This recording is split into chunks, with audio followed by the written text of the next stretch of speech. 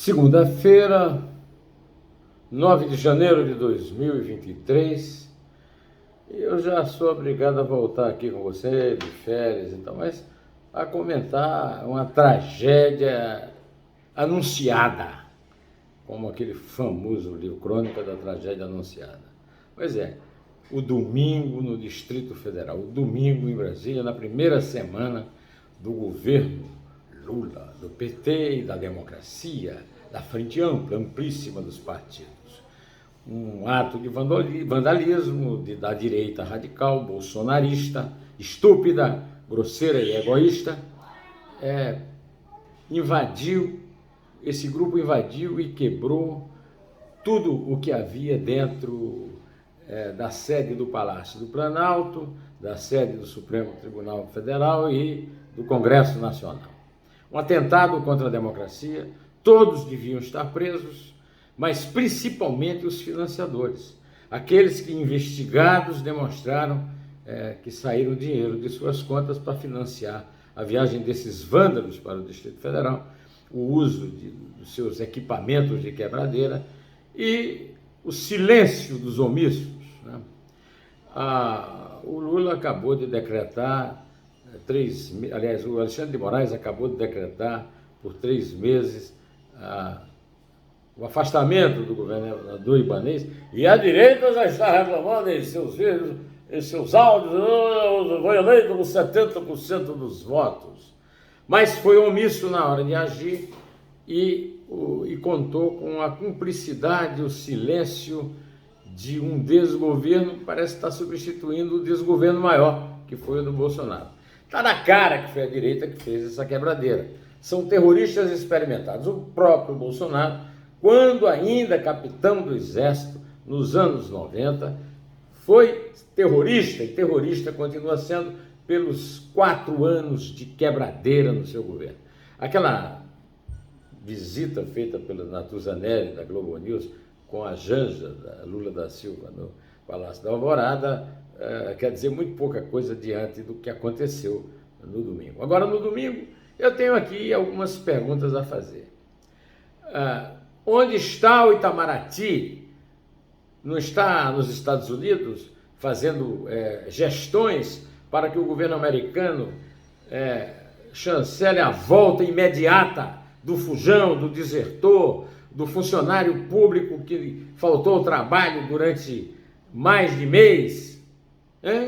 Cadê o Biden? O Biden que está sendo muito rigoroso contra o Trump por causa da invasão do Congresso, não tem o mesmo tipo de rigor para ajudar aquele que ele considera representante da democracia, que é o Lula da Silva, apesar de ser da esquerda e do PT.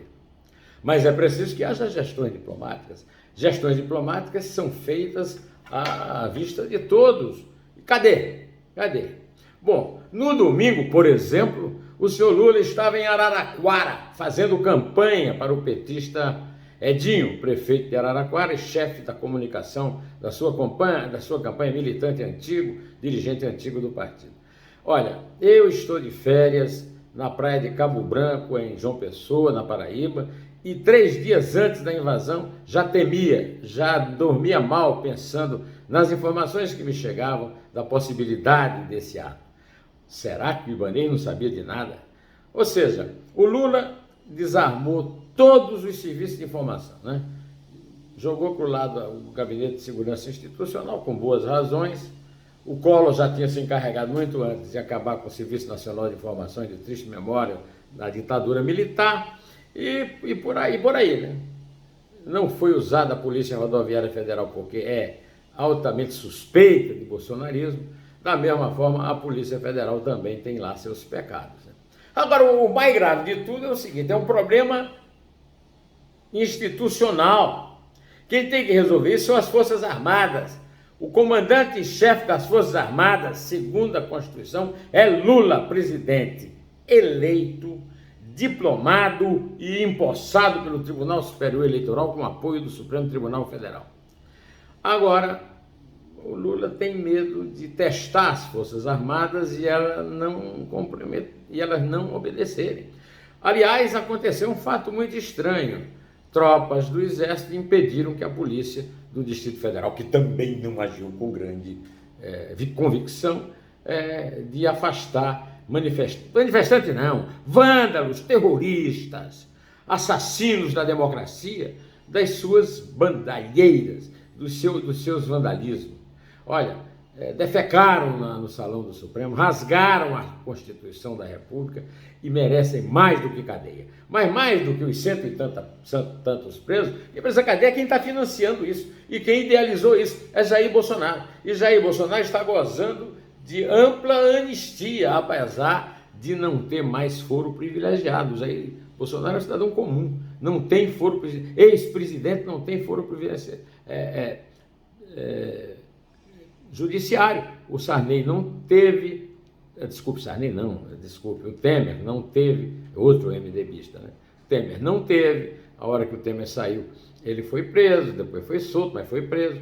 Como o Bolsonaro não está nos Estados Unidos, os americanos não fazem nada, sei lá o que é que justifica isso, e o Brasil também não parece fazer um grande esforço para trazê-lo de volta. Em compensação, mandou prender, inutilmente, o Anderson de Freitas, que era o ministro da Justiça, e que, portanto, tinha serviço de informação suficiente para saber da baderna, e estava na Flórida. Na Flórida, coincidentemente, está Jair Bolsonaro. Você acredita que é coincidência que o Anderson é inocente? Anderson é inocente. Eu nem sabia que o Bolsonaro estava na Flórida. Eu vim para a Flórida porque eu amo a Flórida, eu sempre passo férias. É dia de férias. Um domingo depois, com um quebra-quebra anunciado daquele, o secretário de Segurança do Distrito Federal, responsável pela segurança da capital, responsável pela segurança do presidente, dos ministros e dos deputados, senadores, etc., das estruturas daí dos magistrados, goza férias na Flórida, justo na Flórida. Acha que todo mundo é imbecil? Imbecil é ele, é Anderson de Freitas. Agora, é um imbecil que goza de foro privilegiado também sem ter. Está lá. Na Flórida ninguém. Não, foi decretada a prisão dele. E daí? Quanto tempo vai levar essa burocracia? Como deixar esse cara escapar pelo aeroporto? É outro fujão. Esse aí é foragido da polícia. Tinha que ter sido preso no aeroporto. Não foi porque não tem informação. Acabou a GSI. Acabou o GSI. Acabou a BIM. Para que serve a BIM? A BIM é um instrumento político da direita bolsonarista, da direita estúpida, da direita terrorista. Então há pecados de todos os lados. É claro que o planejamento desse assalto às instituições é um planejamento criminoso em altíssimo grau. Os seus responsáveis têm que ser presos e condenados. E não me venham com história que este imbecil deste governador do Distrito Federal, foi eleito com 70% dos votos. Não pode, assim também não é democracia. Democracia não é baderna, não. Democracia não é invadir, rasgar, quebrar retrato, rasgar obra de arte, como fizeram. E até serviu para expor um pouco a dona Janja, né? Que coisa ridícula aquilo, né? De ficar mostrando o palácio todo sujo, apesar de ser uma realidade terrível, nem se compara com o que aconteceu no domingo, né? Eu quero saber o seguinte: olha, o senhor José Múcio Monteiro, ele se antecipou a própria renúncia ao cargo no Tribunal de Contas da União para poder ser ocupado pelo Jorginho Oliveira, o filho do maior puxa-saco do Bolsonaro na história, e o segundo maior puxa-saco do Bolsonaro na história lá no TCU. Eu tenho amigos em vários tribunais de contas e todos ficaram de boca aberta, né? Agora o Zé Múcio vai lá e vai ficar fazendo carinho no maior golpista do Brasil, que é o general Eduardo Vilas Boas, que solta nota mesmo tendo aquela doença ou seja, não estando de posse das suas faculdades mentais, e solta nota e é acatado como líder do exército, e vai o ministro da Defesa fazer carinho nesse milico? Ora essa! Agora, o ministro da Defesa pode ser civil, pode ser militar, ele tem que ser obedecido. Já tinha que ter mandado o exército, por exemplo, colocar a guarda do Palácio do Planalto em função para tirar aqueles vândalos de lá e levar para o xilindró mais distante que houver, nem que seja nas Ilhas Malvinas. Ora essa! Aí vem o seu Zé Múcio, e cadê uma palavra do Lula sobre o seu Zé Múcio? Porque o Lula não tem a menor noção de defesa, não tem a menor noção de política, porque o PT só sabe falar, só sabe mandar, não sabe ouvir, não sabe... O PT nomeou uma senhora que ganhou todos os votos praticamente da área de milícia em Belford Roxo, e é acusada de vários contatos políticos com milicianos. E o Lula não quer nem ouvir falar nisso, porque é aliado, porque é do União Brasil, outro do União Brasil no Ministério, Valdez Góes, pelo amor de Deus, né? Todo mundo com problema na justiça, e esse banditismo eu revelo no meu artigo dominical no Antagonista, e ninguém prestou atenção. Mas prestem atenção nisso. O Supremo foi lá, cumpriu, eu até reclamei. Cadê o Supremo na hora do quebra-quebra? Não tinha que estar lá no Supremo, defendendo a sua honra, com tropas do Exército para garantir os ministros? Não, mas depois o Alexandre de Moraes apareceu, decretou folga para Ibanez Rocha durante 90 dias e a prisão desse bandidinho com cara de humorista dos todos e todas, que é o Anderson de Freitas, né? Pois bem, eu estou com muito medo disso que está acontecendo, medo físico por mim mesmo, pela minha família. Eu sou brasileiro, eu torço pelo sucesso do governo, mas esse governo é mais um a mais naquela cota desses governos de uma esquerda completamente surda aos golpes da realidade, que mantém já dias a fio a senhora Dani do Vaguinho, né? Daniela Carneiro, no Ministério do Turismo. E com todas as evidências que... E eu fico recebendo aqui comentário de bolsonaristas, e o que diz o UOL dessa... O UOL foi quem revelou essa matéria, bando de ignorantes. Não sabe ler? Então não fala coisa que não leu porque não sabe. Bando de analfabetos.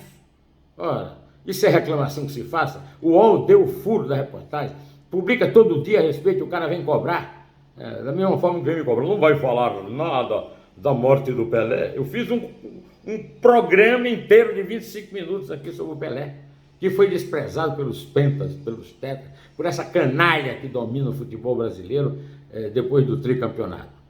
Bom, eu estou aqui à espera de acontecimentos. Eu espero uma ação dura em relação ao ministro da Defesa, seja militar ou seja civil. Não pode se comportar como um franguinho dos milicos fardados. E a diplomacia brasileira nos Estados Unidos. Quero o Bolsonaro de volta para responder sobre sua responsabilidade sobre isso. E quero que o Lula comece a justificar as besteiras que faz. 37 ministérios é uma besteira imensa, mas muito maior é não ter a menor informação sobre isso que todo mundo no Brasil sabia e que é uma ameaça real. Havia muita gente no quebra-quebra de Brasília. Há muita gente no quebra-quebra depois de São Paulo. Há muita gente por aí, golpista, querendo derrubar o governo. Nem se compara com aqueles 5 gatos pingados que a gente via nos comícios de 2013. Bom, meus amigos, eu já falei demais, já gritei demais, peço a sua compreensão, estou aqui pronto para reclamar de todos os lados, porque eu não sou imparcial, eu sou independente, eu não tenho governo, não tenho oposição, não sou de esquerda nem sou de direita, eu sou um cidadão como você, um cidadão que paga imposto e quer ver... E não quer ver o presidente da República em dia de Varela fazendo campanha para o prefeito de Araraquara, né?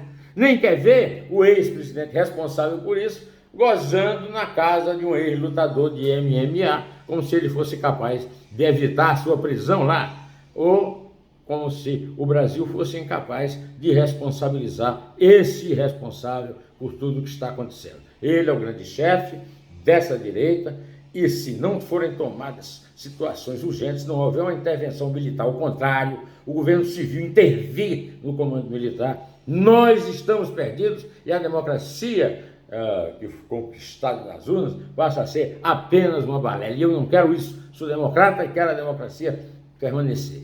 Agora, se o Lula não pode arriscar mandar fazer aquele negócio coisa de GLO, né? De lei e ordem, porque teme a possibilidade do exército não executar. Então vai para casa, meu filho, pega a dona Janja e vai lá para Caetés, distrito de Garanhuns, morar lá, entrega o governo para o Alckmin, que pode ser que o Alckmin, com a experiência do governador de São Paulo, saiba montar um esquema de informação para evitar esse tipo de armadilha. O Lula não soube, já caiu nela, já pisou o pé nela.